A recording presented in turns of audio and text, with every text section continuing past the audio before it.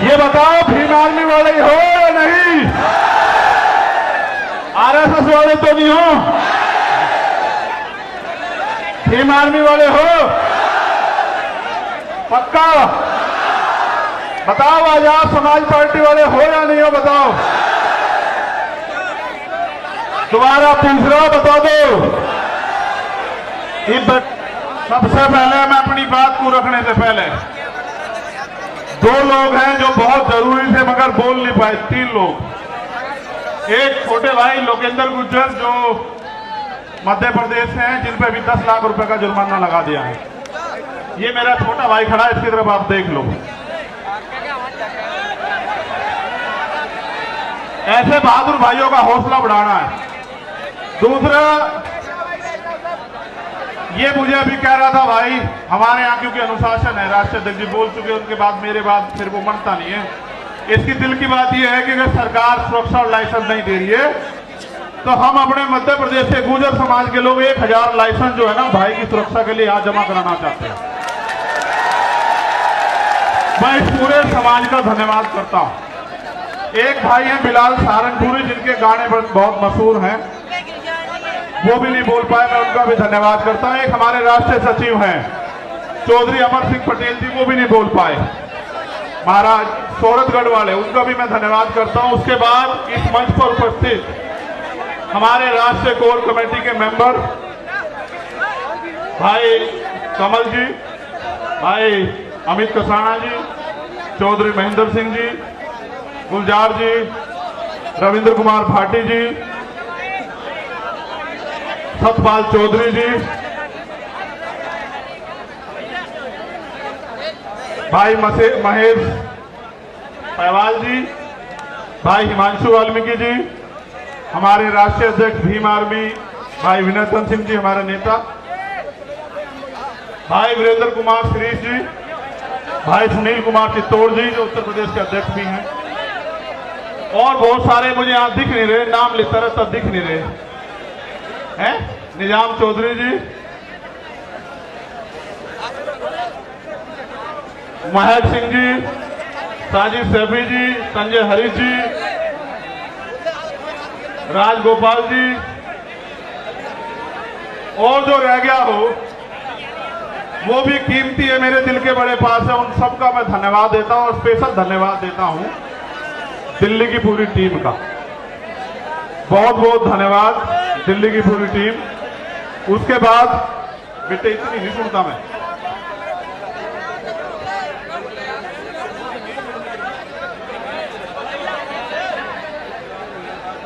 तो मौसम भी आपके साथ है। मैं वादा करके कह रहा अगली 10 मिनट में वो ठंडा होगा, याद रखो मेरी बात को। संतों गुरुओं महापुरुषों का इतना आशीर्वाद है कि अभी वो गोली नहीं बनी जो आपके भाई का सीना चीर जा। देखो मैं आपको कुछ बात बताना चाहता हूं। भाषण तो मैं आपको बहुत दिनों से दे रहा हूं, मुझे इस मंच से एक संदेश देना है। मैं उन सब साथियों का भी धन्यवाद करता हूं जो विभिन्न पार्टियों के एमपी, एमएलए, पूर्व मंत्री, पूर्व मुख्यमंत्री, तमाम हमारे साथी जो आए यहां, मैं उन सबका बहुत बहुत धन्यवाद देता हूं। और मैं पुलिस के साथियों का भी धन्यवाद देता हूं। मैं उनको ये भी कहता हूं, एक सूचना उनके लिए ये है कि मुझे खबर दी गई थी कि अभी कौन सा थाना है भाई, घोड़ा कुआ में हमारी 4 गाड़ी रोक के आपने बंद कर दी। देखो बंद का काम तो हमारा है, आपका नहीं है। आप तो कर्मचारी लोग हो, सबकी मदद का काम है। आपका तो काम है सबकी मदद का। और आप जानते हैं इतने लोग आ जाए लाखों की संख्या में तो आदमी पागल हो जाए, लेकिन हम अपनी ताकत को जानते हैं, कभी हम भीड़ देख के पागल होते नहीं। वरना हम ये भी जानते हैं कि अपनी सारी मांग आज ही मनवा देंगे हम संसद की तरफ को चल के, सारी की सारी आज ही मनवा के जाएंगे। और इसलिए मनवा के जाएंगे क्योंकि मैं अपनी बात को रखते हुए बताऊंगा कि लोकतंत्र है।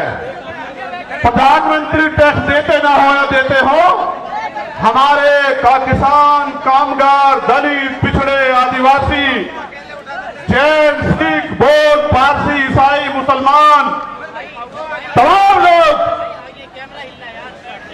दे दे के इस देश को चला रहे। इसलिए देश के संसाधनों पे हमारा अधिकार ज्यादा बैठता है और हम इस देश में मांगने के लिए पैदा नहीं हुए, इस बात को आप लोग याद रखे हैं। मैंने उस दिन भी अपील की, मैं आपको एक बात बस शुरू करूंगा अपनी बात। आप जानते हो, जब मैं पहली बार जेल गया 8 जून 2017 को, जब मैं पहली बार जेल गया, आपको पता है कि मैं जब भी जेल गया मैं अपनी व्यक्तिगत लड़ाई में कभी नहीं गया। आप इस बात को जानते हैं, मेरा समाज इस बात को जानता है। अगर मैं झूठ कह रहा हूं तो समाज हाथ उठा के बतावे कि मैं गलत कह रहा हूं। जब मैं पहली बार जेल गया और जाने से पहले जब पूरी सरकार मेरे पीछे पड़ी हुई थी और ये कहा जा रहा था, डीजीपी का ये बयान आया रेड्डी लॉ एंड ऑर्डर का, कह रहे सरेंडर नहीं कर देंगे चंद्रशेखर को। वो ये संदेश दे रहे थे कि हम इसका एनकाउंटर करके समाज को संदेश देंगे कि कोई भी अगर सरकार के खिलाफ खड़ा होगा हम उस आवाज को हमेशा के लिए बंद कर देंगे। लेकिन फिर 21 मई 2017 को आप मेरे समाज के सिर माथे सारे लोगों ने आके यही जंतर मंतर, इसी पर आकर आपने मेरे हौसलों को बुलंद करके कहा कि लड़, हम तेरे साथ हैं। और वो दिन है, राज का दिन है, चाहे मैं सीएए वाराणसी में जेल गया हूं, चाहे मैं ऐसी एक ताकत को लेके गुरु रविदास घर की तरफ चल दिया था, जब इन्होंने मेरी 250 लाठी मार कर खाल उतार दिए कि सच्चो साहब अब तो एसीपी हो गए, जहां रात को मुझे जानवर की तरफ मार कर घेरा गया, वो यही खड़े हैं। उनके जो साथी जिस थाने में मुझे मारा गया था 2-2, 3-3 बार, वो भी मुझे सवेरे मिले थे। मैंने उनसे एक दिन पहले भी ये बात कही, जब मैं पहलवानों के अंदर, मैं आदमी भूलता नहीं हूं भाई, जिसने एक इंच भी साथ दिया कतरा कतरा उसके लिए बहा दूंगा, लेकिन जिसने मेरे लोगों को सताया, जबकि आप जानते हैं कि मैं संविधान में विश्वास रखता हूं, चलो माफ कर दूंगा उसे भी, उसे भी माफ कर दूंगा। लेकिन इस बार आपने देखा कि क्या हुआ, जब वो सीबीआई से नहीं रोक पाए, ईडी से नहीं रोक पाए, इनकम टैक्स से नहीं रोक पाए, जब वो झूठे मुकदमों से नहीं रोक पाए, जेल से नहीं रोक पाए, तो कायरों की तरह आके उन्होंने मेरे ऊपर गोली चला दी। आपकी गोली की तमन्ना सच्ची थी और मेरे लोगों के खून के आंसुओं की संघर्ष की तमन्ना सच्ची थी। अगर आपके गोलियों की तमन्ना सच्ची होती और मुझे कोई आगे की लड़ाई ना लड़नी होती, तो उसी दिन प्रकृति जो है मुझे खत्म कर देती, क्योंकि गोली का जो सामना वो बड़ा खतरनाक था। मैं आपको ये बात इसलिए बताना चाहता हूं, मैं आपका खून हूं। मुझे गर्व है कि मैं गरेट समाज में जन्मा था, मेरा समाज गरेट है और मेरा समाज सम्राट अशोक की तरह गरेट रहेगा, मुझे इस बात का गर्व है। भाई चंद्रशेखर तो अकेला आदमी मर जाएगा, लेकिन इस समाज के साथ जो न्याय हो रहा है उसका हिसाब तो करना पड़ेगा ना, ये उसका हिसाब नहीं करने के। क्या हम इस देश में, आप बताओ, मरने के लिए पैदा हुए हो? मणिपुर की बच्चियां याद हैं? देखो हमारे साथ तो शोषितों के साथ ये सदियों से होता आया, वीडियो भले ही वायरल ना होती हो लेकिन होता तो आया है। लेकिन अब ये बंद होना चाहिए नहीं होना चाहिए, आप बताओ? तो मैं आपके आगे ज्ञापन पढ़ूंगा।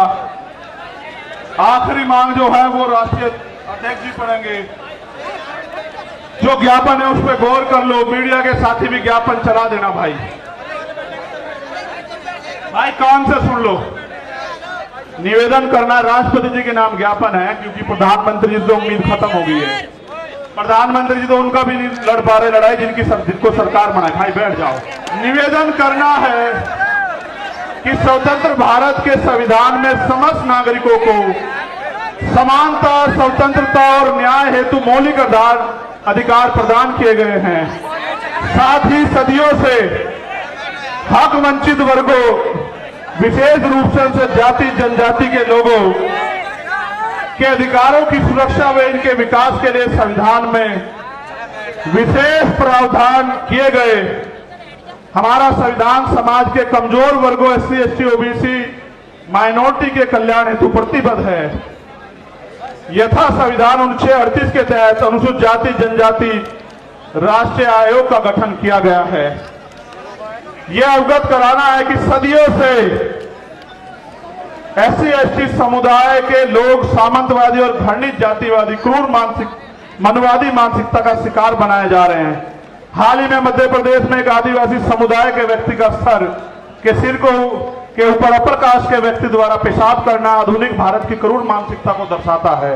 इसी प्रकार पिछले कुछ वर्षों में देश के राज्यों में समाज के इन कमजोर वर्गों के लिए चैलेंज करके सुनिश्चित हत्याएं की जा रही हैं, जिसमें प्रमुख घटनाएं हैं शोधार्थी छात्र रोहित वेमुला की हत्या, वरिष्ठ पत्रकार गौरी लंकेर की हत्या, मनीषा वाल्मीकि की हत्या, जितेंद्र मेघवाल की हत्या, इंद्र मेघवाल की हत्या, रमन वाल्मीकि की हत्या, भाई आकाश गुजर की हत्या जो उत्तर प्रदेश पुलिस द्वारा गोली मारकर की गई।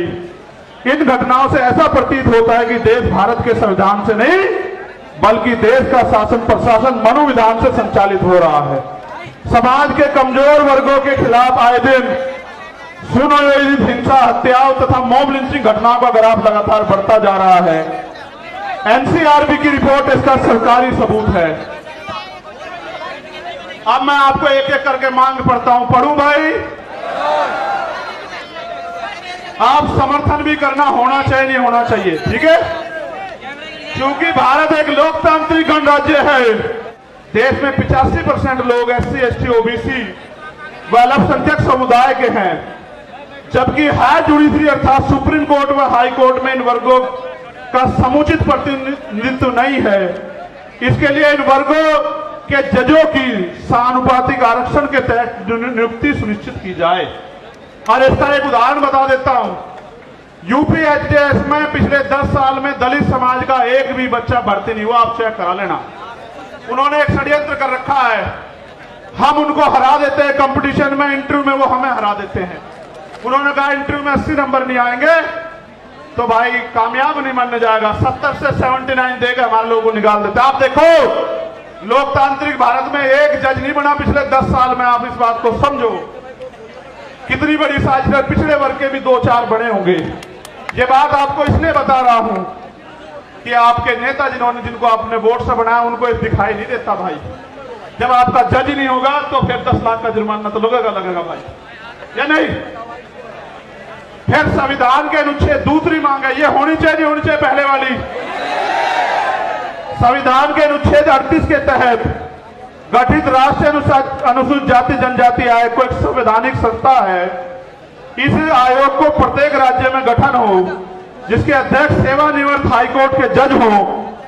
इस प्रकार जिला स्तर पर आयोग का गठन किया जाए तथा भारत के प्रत्येक जिले में SC/ST executive exclusive special court की स्थापना की जाए जो केवल SC/ST एक्ट में दर्ज केसों की सुनवाई करे और आयोग उनकी निगरानी करे। और इसलिए मैंने कहा कि बिहार वालों को भी अपने यहां आयोग बना देना चाहिए। SC/ST एट्रोसिटी एक्ट 1989 के उपबंध 4 के तहत जिला स्तर पर जिलाधिकारी की संस्तुति में जांच प्रक्रिया की निगरानी हेतु वरिष्ठ अधिवक्ताओं की कमेटी का गठन किया जाए तथा SC/ST समुदाय के जघन्य अपराधों जिसमें कम से कम 7 वर्ष की सजा हो, पीड़ित परिवार को आर्थिक सहायता राशि कम से कम जो भी 8,25,000 रुपए मिलती है 50 लाख रुपए की जाए। पीड़ित परिवार के एक सदस्य को सरकारी नौकरी दी जाए। बताओ सहमत हो या नहीं सहमत हो? भाई मंच के लोग हाथ नहीं उठा रहे हो तो हम एक तरफ हो गए। चलो आगे बढ़ो।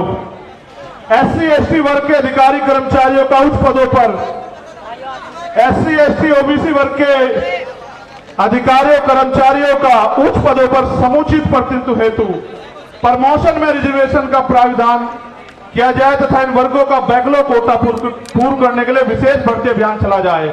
हमारे बहुत सारे अधिकारी कर्मचारी आए हैं, आप भले धीमे धीमे हमारे साथ खड़े हो रहे हो, हम आपके साथ खड़े हैं। प्रमोशन में रिजर्वेशन SC/ST OBC को लागू करवा कर देंगे इस देश में, याद रखियो। सन 1931 के बाद देश में आज तक जाति आधारित जनगणना नहीं की गई, अतः जाति आधारित जनगणना की हम पुरजोर मांग करते हैं तथा जिसकी जितनी संख्या भारी उसकी उतनी हिस्सेदारी के तहत देश में वास्तविक लोकतंत्र कायम हो सके एवं जनसंख्या के अनुपात में आरक्षण बढ़ाया जाए आप चाहते हो जातिगत जनगणना हो? ठीक है। यह है कि सरकारी उपक्रमों तथा संस्थानों का निजीकरण संविधान की लोक कल्याणकारी राज्य की अवधारणा के खिलाफ है, क्योंकि यह सरकारी नौकरियों में आरक्षण को समाप्त करने की साजिश है। अतः निजीकरण पे तत्काल प्रभाव से रोक लगाई जाए। आप इस पे सहमत हो? जब हमारी सरकार आओगी, सारा जिनका निजीकरण हुआ उनका राष्ट्रीयकरण कर देंगे, आप चिंता मत करो। केंद्र और राज्य सरकार के सभी कर्मचारियों के लिए पुरानी पेंशन लागू की जाए। यह है कि सेना में अग्निवीर स्कीम को खत्म कर पुरानी भर्ती व्यवस्था लागू हो, क्योंकि आपने देश की सुरक्षा के साथ खिलवाड़ किया और नौजवानों के भविष्य के साथ लोग अग्निवीर से वापस लौट रहे हैं। इसको भी हम ही करा कर देंगे और किसी में हिम्मत नहीं। ठीक है।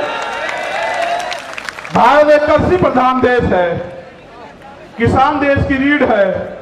अतः किसानों की एमएसपी की समयबद्ध कानूनी लीगल गारंटी सुनिश्चित की जाए।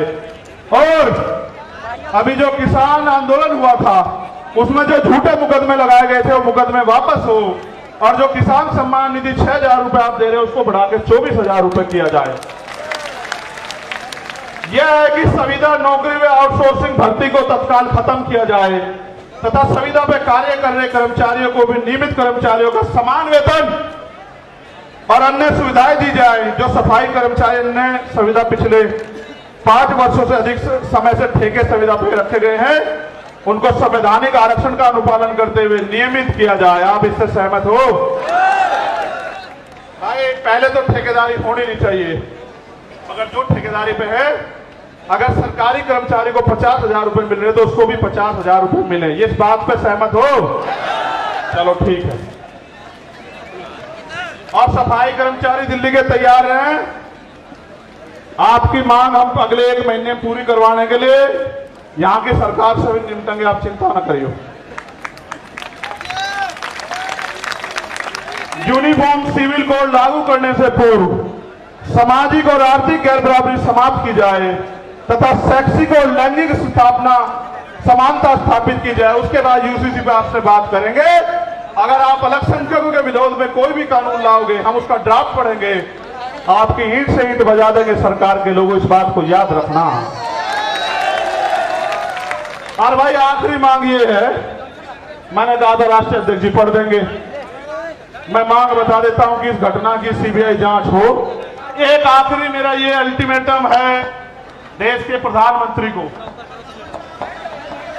मेरी बात को गौर से सुन लेना। मीडिया के जरिए प्रधानमंत्री तक चला जाए, इंटेलिजेंस के जरिए। अगर मणिपुर का अन्याय नहीं रुका और मणिपुर के मुख्यमंत्री को नहीं हटाया गया और वहां कानून का राज स्थापित नहीं किया गया, तो बहुत जल्द मैं जंतर मंतर पे अनिश्चितकालीन मणिपुर के लिए बैठूंगा। क्योंकि मैं सब कुछ बर्दाश्त कर सकता हूं, लेकिन बाबा साहब अम्बेडकर ने कहा कि किसी भी देश की तरक्की का पैमाना और देश की महिलाएं हैं, और हम प्रथम रंगते भारतीय हैं। अगर मणिपुर की बेटियों के साथ अन्याय होगा तो हम मुंह छिपा के घर में नहीं बैठेंगे। इसी जंतर मंतर पे मैं चाहता आपको रामलीला मैदान भी बुला लेता, पता है इसलिए बुलाया कि जंतर मंतर का इतिहास है। आपने 21 मई को मुझे ताकत दी, और ये वो धरती है जहां पहलवान बेटियों पे लाठियां चलाई गई। उस दिन मैं नहीं था, एक जख्म का हिसाब करने के लिए मैंने आप लोगों को यहां बुलाया। बहुत बहुत धन्यवाद। जय भीम, जय भारत, जय मंडल, जय जोहार, जय संविधान। हमारी एकता जिंदाबाद।